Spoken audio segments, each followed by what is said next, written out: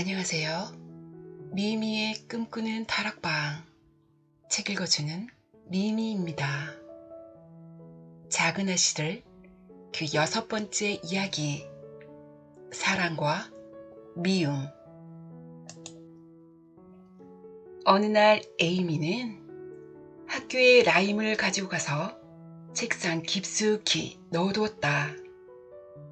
라임은 레몬과 비슷한 조그만 과일로 아이들이 아주 좋아하는 것이었지만 데이비드 선생님은 학교에는 가지고 오지 못하게 했다.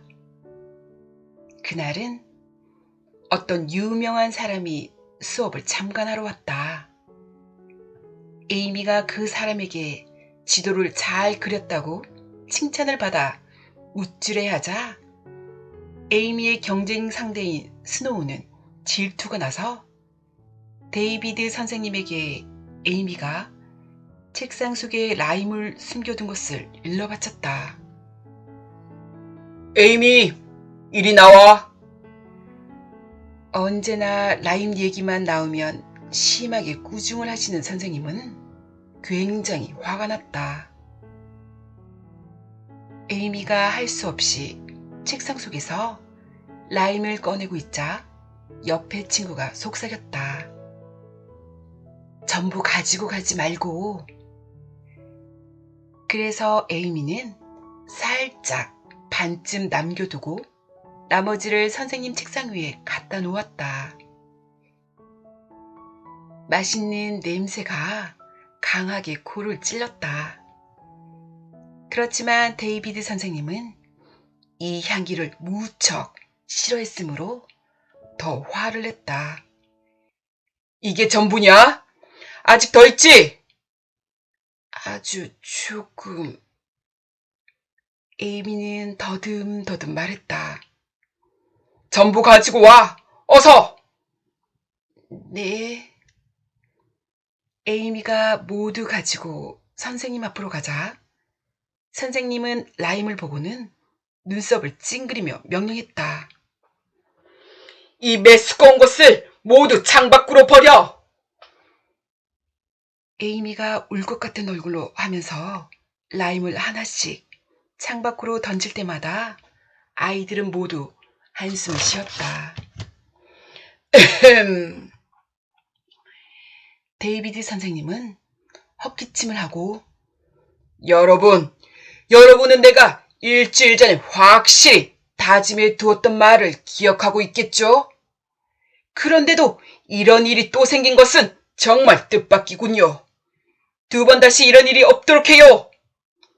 하면서 뚫어지게 모두의 얼굴을 바라보았다. 에이미, 수업이 끝날 때까지 복도에 서 있어. 에이미는 부끄럽기도 하고 슬프기도 해서 견딜 수가 없었다.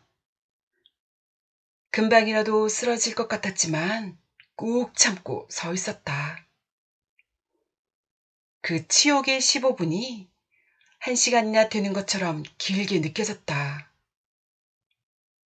학교에서나 집에서나 모두에게 사랑만 받던 에이미에게 있어서 그것은 정말로 잊을 수 없는 고통이었다. 에이미가 집으로 돌아와 학교에서 일어났던 일을 빠짐없이 얘기하자 언니들은 무척 분개했다. 지독한 선생님이구나. 선생님께 일러바친 아이야말로 정말 비겁해. 아무리 그렇더라도 복도에 세워두는 건 너무했어.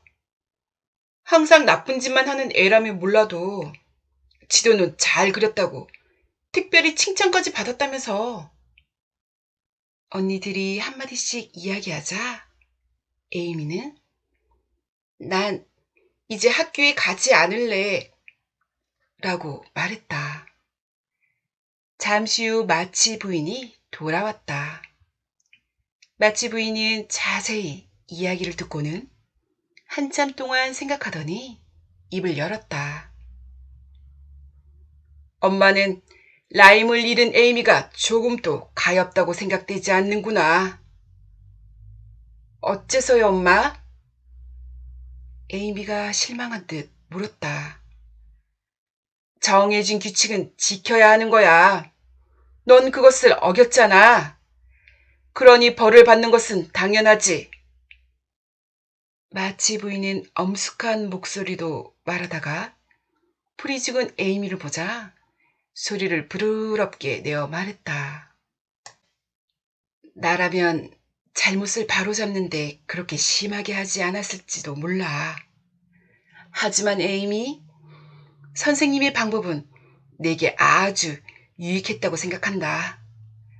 넌 모든 사람에게 귀여움을 받아서 요즘 너무 우쭐해진 것 같아. 아무리 훌륭한 재능과 장점이라도 남들에게 과시할 필요는 없는 거야. 정말 좋은 재능과 장점이라면 언젠가는 다른 사람 눈에 띄게 마련이란다.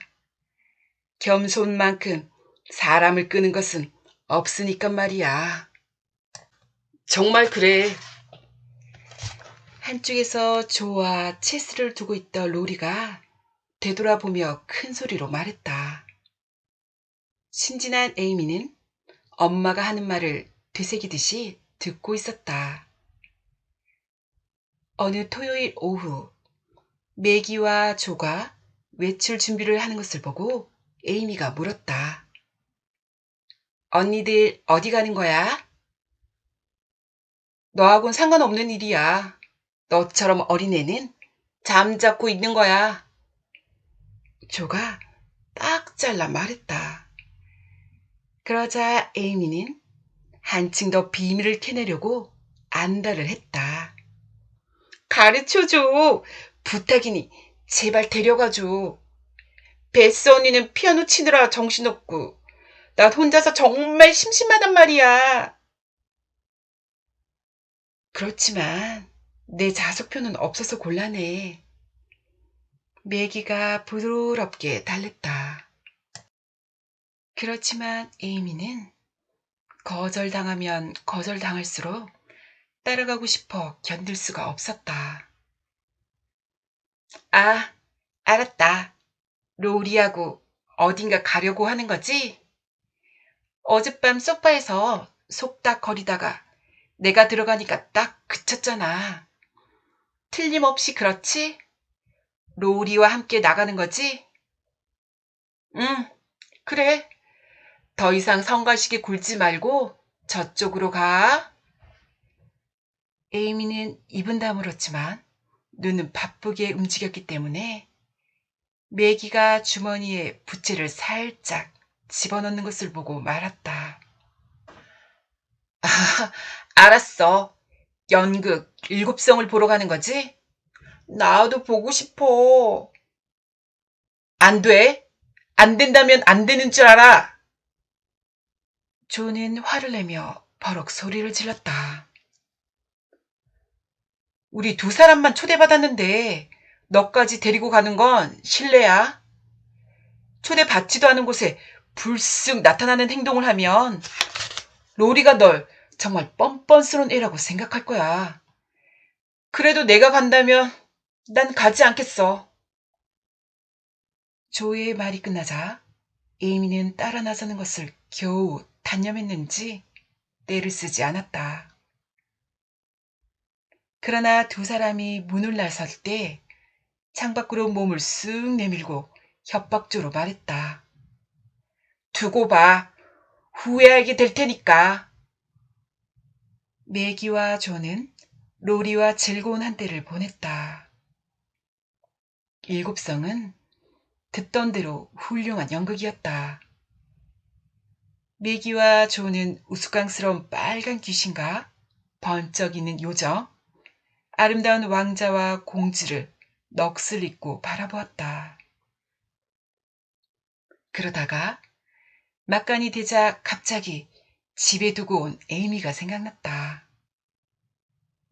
연극 구경이 끝나고 매기와 조는 로리에게 고맙다는 인사를 하고 집으로 돌아왔다. 에이미는 거실에서 책을 읽고 있었다. 언니들이 들어와도 쳐다보지도 않고 말도 하지 않았다.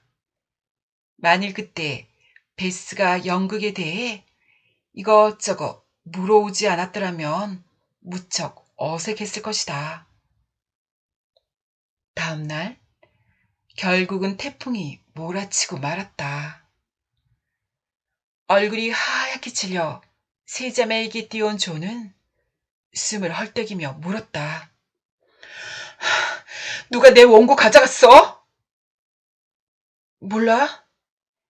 매기와 베스가 놀란 목소리로 동시에 대답했다. 그러나 에이미는 랄로의 불씨만 뒤적일 뿐 아무 대답이 없었다. 에이미, 너지? 원고에 손댄 게? 아니야. 거짓말 하지 마. 아니라니까. 갑자기 조는 에이미의 어깨를 붙잡았다. 나갈 때 에이미가 창밖으로 두고 봐 라고 했던 말이 생각난 것이다. 감추지 말고 있는 곳을 말해. 난 알아내고 말 거야. 좋아하시네. 실컷 떠들라고. 그런 시시한 원고 따윈 이제 2번 다시 볼 수 없을 거야. 뭐라고?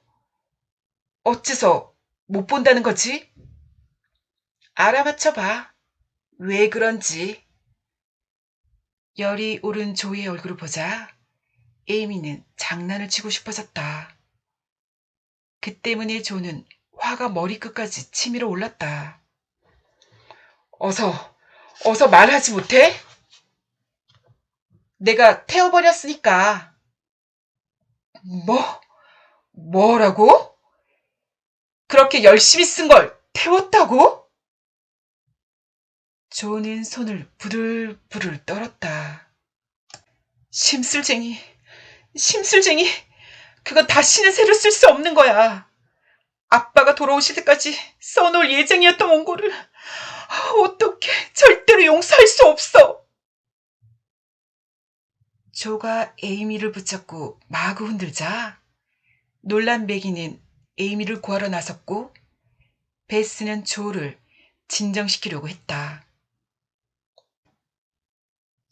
그러나 조는 에이미의 뺨을 후려치고 다락방으로 뛰어올라가 소파에서 울다 화내다 반복했다. 조의 원고는 그의 자랑거리였을 뿐만 아니라 집안 사람 모두가 그 우수함을 인정하고 있었다. 불탄 것은 6편 정도의 짧은 동화 원고였지만 언젠가는 훌륭한 동화책으로 나오기를 바라며 최선을 다해 계속 써나가고 있었던 것이다. 이러한 조의 몇 년간의 노력이 물거품이 되어버리고 만 것이었다. 집에 돌아와 모든 이야기를 들은 마치 부인은 아주 심각한 얼굴을 했다. 그때야 에이미는 자기가 나쁜 짓을 했다는 걸 깨달았다. 그리고 앞으로는 아무에게도 사랑을 받을 수 없게 되었다고 후회했다. 저녁 식사 시간이 되었을 때 조가 말도 붙이기 어려울 정도로 표정이 굳어서 나타났다. 언니, 용서해줘. 내가 정말 잘못했어. 용서할 수 없어. 절대로. 에이미가 잘못을 빌었지만 조의 대답은 차가운 서리발 같았다. 마치 부인도 조가 이런 기분일 때는 무슨 말을 해도 소용이 없다는 것을 잘 알고 있었기 때문에 잠자코 있는 수밖에 다른 도리가 없었다. 그날 밤은 모두 즐거운 생각을 할 수가 없었다. 왠지 기분이 산산조각이 나버린 것처럼 답답하고 괴로울 뿐. 조가 침실로 들어가려 하자 마치 부인이 부드럽게 속삭였다.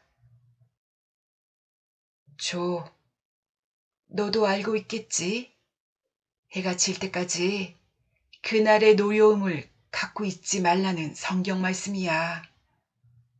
서로 용서하고 내일부터는 새롭게 다시 시작하는 거야. 알겠지? 조는 부드러운 엄마의 품에 얼굴을 묻고 슬픔과 분노가 가라앉을 때까지 울고 싶었다. 에이미 너무했어요. 절대로 용서 못해요. 조는 에이미가 드러나는 듯이 퉁명스럽게 말했다.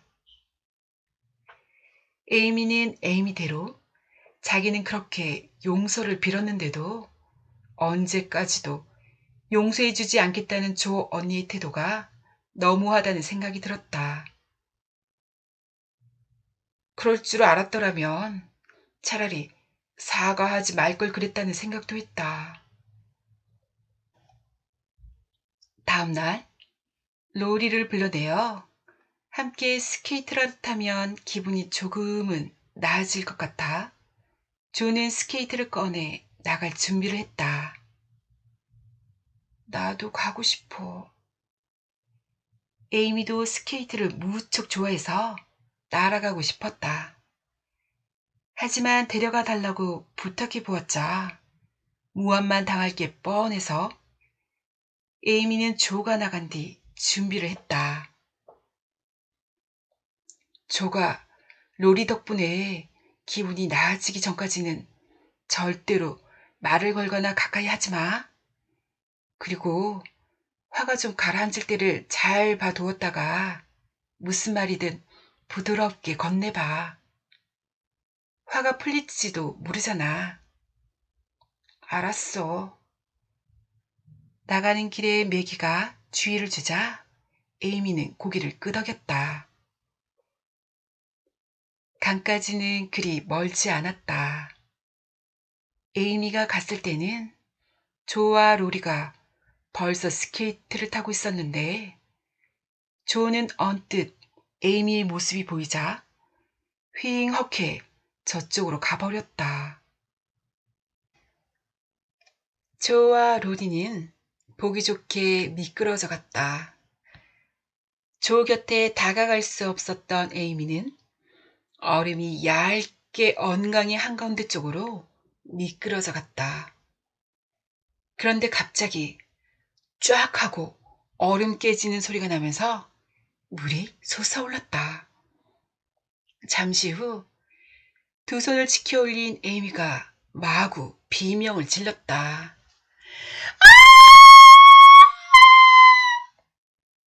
비명 소리에 놀라 뒤를 돌아본 조는 동생의 조그만 몸뚱이가 얼음이 갈라진 틈으로 빠져 들어가는 것을 보고 가슴이 철렁했다. 심장이 멎는 것 같았다. 로리를 부르려고 해도 목소리가 나오지 않았고 발에 쥐가 난 듯 도무지 꼼짝할 수가 없었다. 울타리에 나무를! 빨리! 뛰어온 로리가 소리쳤다. 로리는 얼음 위로 납작 엎드려 침착하게 기어갔다.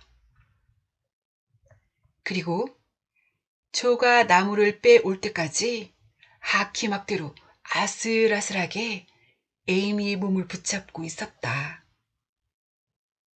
두 사람은 힘을 합쳐 언 강물 속에서 허우적거리는 에이미를 겨우 끌어올렸다. 에이미는 새파랗게 질린 얼굴로 몸을 오들오들 떨었다. 빨리 집으로 데리고 가자. 조와 로리는 웃옷을 벗어서 걸쳐주고 에이미를 서둘러 집에 데리고 갔다. 모두들 야단 법석을 떨었다. 젖은 옷을 벗기고 따뜻한 담요로 에이미를 감싸준 다음 상처난 손에 약을 바르고 붕대를 감았다. 얼굴이 헬쓱해진 에이미는 겨우 잠이 들었다. 괜찮을까요, 엄마? 조가 작은 목소리로 묻자 엄마는 조용히 말했다. 괜찮다, 이 정도는.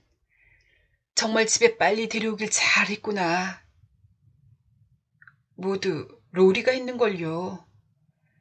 만일 에이미가 죽었다면 그건 전부 제 탓이에요. 조는 침대 옆 의자에 쓰러지듯이 앉으며 말했다. 내가 너무 심하게 화를 내서 에이미가 그런 일을 당한 거야. 만약 그대로 강 밑으로 가라앉았다면 어떡할 뻔했어. 조는 깊은 절망에 빠졌다. 난 어째서 이렇게 화를 잘 내는지 모르겠어. 엄마랑 언니가 한번 하는 걸로 됐다고 했는데도 말이야. 엄마도 옛날에는 너와 똑같았단다. 엄마가요? 마치 부인은 조용히 말했다. 그걸 고치는데 40년이나 걸렸지. 그렇게 해서 성질을 겨우 누그러뜨리게 된 거란다. 전 해가 질 때까지도 화를 내고 있었어요. 에이미를 용서하지 않으려고 한 거예요. 만약 오늘 로리가 없었더라면 어떤 돌이킬 수 없는 일이 일어났을지도 몰라요. 전 왜 이렇게 마음이 너그럽지 못한지 모르겠어요. 조는 기도하듯이 중얼거렸다. 마치 그 말이 들리기라도 한 듯 자고 있던 에이미가 눈을 떴다. 그리고 옆에 있는 조에게 손을 내밀었다. 조는 동생 위로 몸을 굽혀 베개 위에 젖은 머리를 쓰다듬었다. 서로의 마음은 따뜻하게 통하기 시작했다.